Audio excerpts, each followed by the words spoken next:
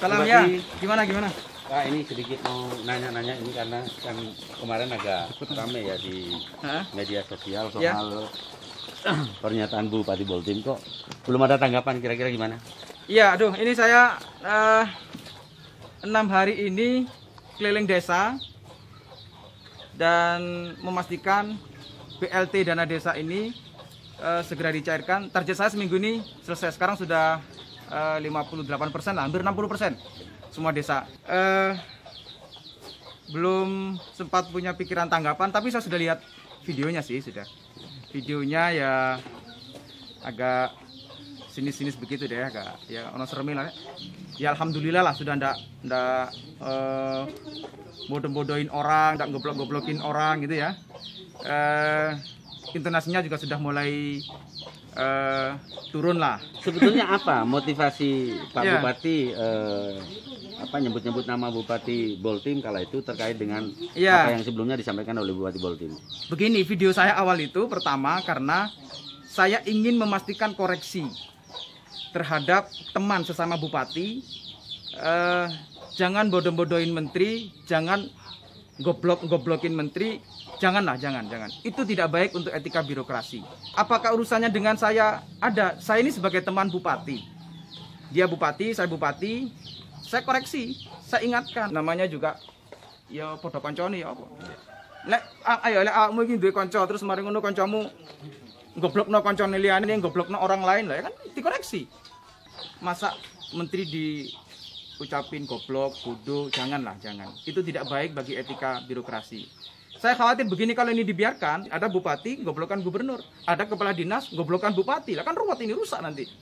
Harus ada koreksi supaya ini tidak jadi keterusan bagi siapapun nanti yang ada dalam struktur pemerintahan. Yang kedua soal ayo sama-sama kerja keras. Ya saya kira hal yang wajar lah, siapapun bupati hari ini harus kerja keras dengan segala persoalannya. Hari ini banyak persoalan, iya, ruwet, iya. Pak Presiden juga sudah bilang ruwet. Karena banyak persoalan ini, ayo kerja keras. Sekarang saja misalnya ini, data KKS dari Kementerian Sosial terkait dengan data baru yang ada, yang kita terima, ada banyak yang salah, iya. Tapi ya tidak semua salah. Persentasenya ya tidak secara keseluruhan, apalagi 50% tidak. Ada beberapa yang salah, ada beberapa yang sudah meninggal, ada beberapa yang sudah pindah desa, sudah pindah kabupaten, ada. Tapi ayo kita hadapi, begitu salah, kita buat musyawarah desa, kita coret, kita laporkan kembali kepada dinas sosial untuk disampaikan ada perubahan. Jadi nggak usah marah-marah, nggak usah bilang menteri goblok, nggak usah bilang menteri bodoh. Nah, yang ketiga, koreksi saya waktu itu, ayo urus yang benar, jangan sampai salah urus. Yang saya maksud jangan salah urus itu salah satu contohnya tadi itu, soal tabungan. Saya kasih cara yang bagus yang kita lakukan di Kabupaten Lumajang. Kita di Kabupaten Lumajang cukup memanggil banknya. Kita panggil ke kecamatan. Kita siapkan wifi-nya. Dia cukup bawa laptop sama bawa alat gesek itu.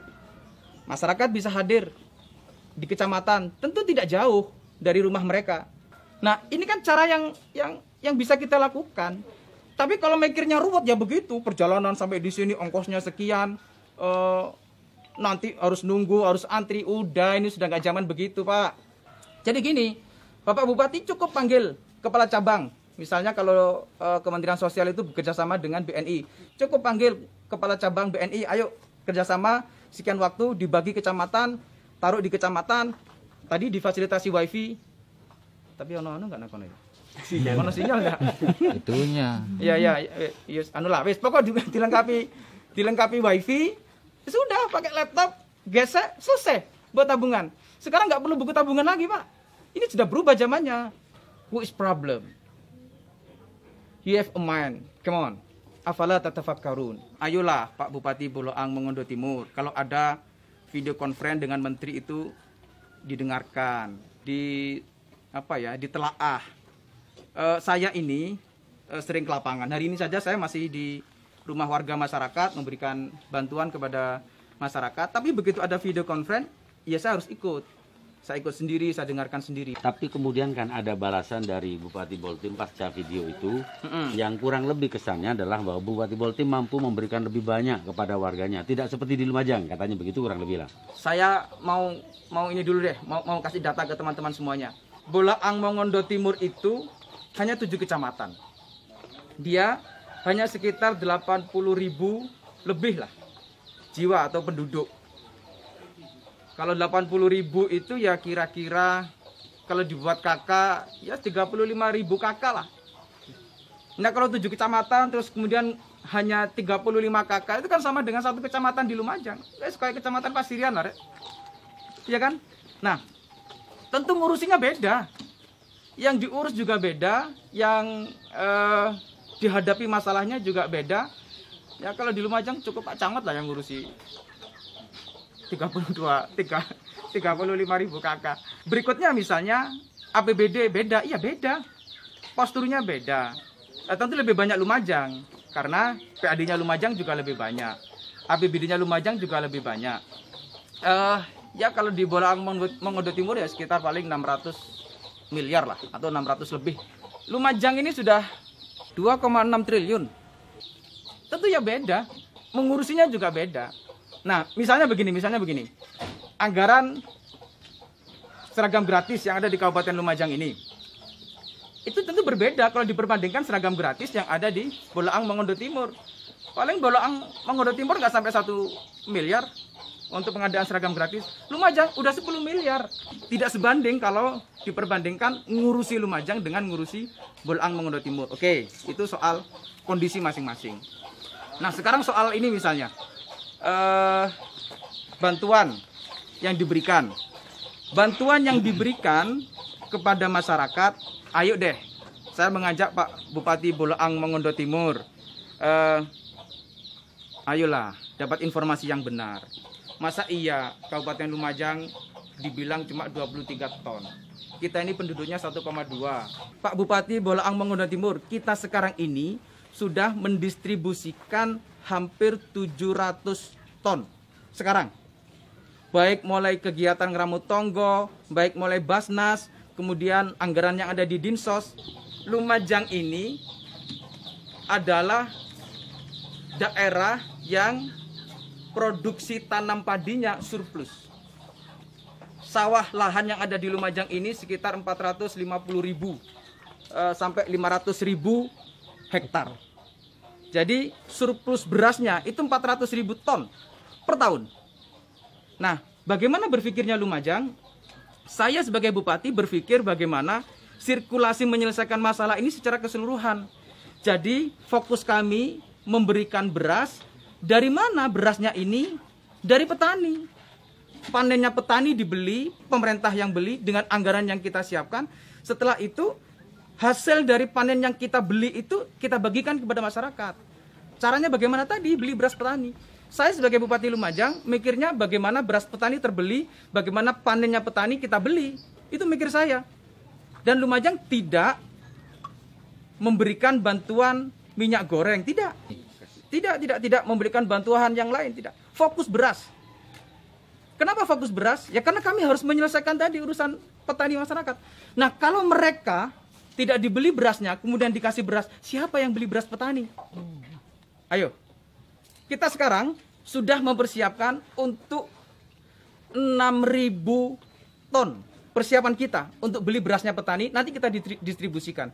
Tentu ngurusi orang dengan jumlah penduduk 1,2 juta dengan ngurusi orang yang hanya 80.000 ya beda. Bagi orang 10 bantuan kepada bagi orang 100, cepat mana? Ya cepat bagi yang 10. Nah, kita Kabupaten Lumajang berpikirnya bahwa corona ini tidak hanya 3 bulan. Ini panjang. Kalau Bapak Bupati Bolaang Mongondo Timur berpikir hanya 3 bulan, memberi 3 bulan, ya saya tidak tahu lagi. Tetapi bahwa saya berpikir ini sampai akhir tahun.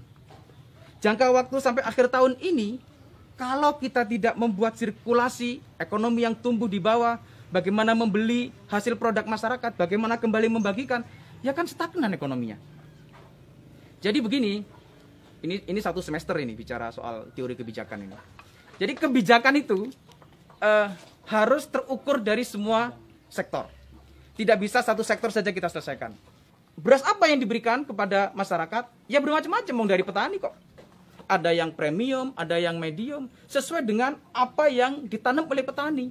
Kalau dijumlah secara keseluruhan, ya pasti lebih jauh Lumajang, kita yang ngurusi ini banyak orang kok. Soal angka kemiskinan, bahkan disebut ada peminta-minta, misalnya apa ya begitu? Angka kemiskinan kita, saya katakan begini, ayolah Pak, jangan selalu punya pemahaman yang salah. Masa iya kita dibilang 12%, Bapak nggak update, kita sudah 9%. Apakah ini persoalan? Iya, persoalan. Bagi pemerintah Lumajang harus terus dituntaskan, harus terus diselesaikan. Sebenarnya persoalan utama Kabupaten Lumajang itu bukan di kemiskinan, tapi IPM, terutama rata-rata lama sekolah. Saya kasih tahu Pak, supaya update informasinya, supaya dapat informasi yang benar. Ada banyak bupati, wali kota memimpin daerahnya, itu memulai dengan persoalan yang bisa jadi hampir berat, atau jauh lebih berat dari Lumajang. Tapi mereka bisa melakukan program-program yang terbaik untuk menuntaskan persoalan itu semua. Saya masih belum sampai 2 tahun memimpin Lumajang. Ini sebagai bagian dari koreksi untuk saya terus bekerja keras menyelesaikan persoalan-persoalan utama yang ada di Kabupaten Lumajang. Doakan Pak Bupati Wulang Mongondo Timur, kami bisa menyelesaikan cepat urusan ini, persoalan ini. Soal yang minta-minta.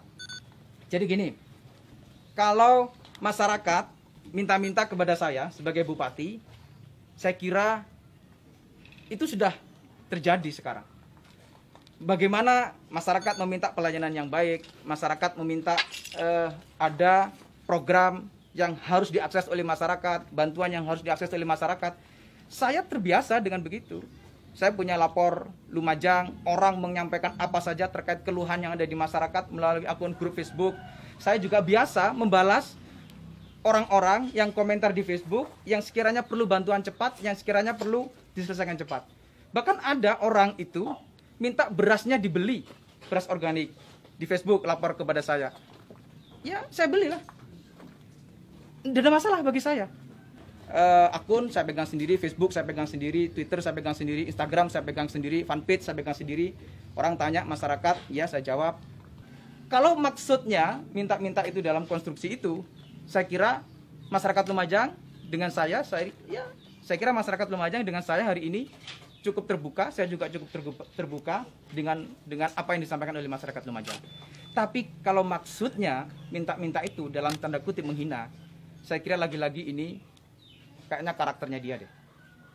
Sudah bilang menteri goblok, sudah bilang menteri bodoh, ini lagi bilangnya minta-minta. Kalau itu yang dimaksud. Terkait potong gaji? Jadi begini, potong gaji itu tidak sebagaimana dibayangkan potong berapa gitu, tidak. Potongannya ada yang 50.000, ada yang 100.000.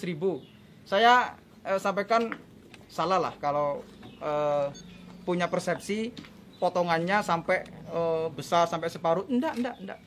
Mereka kita ajak untuk punya partisipasi publik bersama-sama dengan pemerintah masyarakat. Karena ASN juga menjadi bagian dari masyarakat. Karena ASN di Kabupaten Lumajang ini banyak, jadi potongannya sedikit itu ketika dikumpulkan jadi banyak, jadi 1 miliar lebih. Saya melandasi begini, good government leaders who can invite public participation.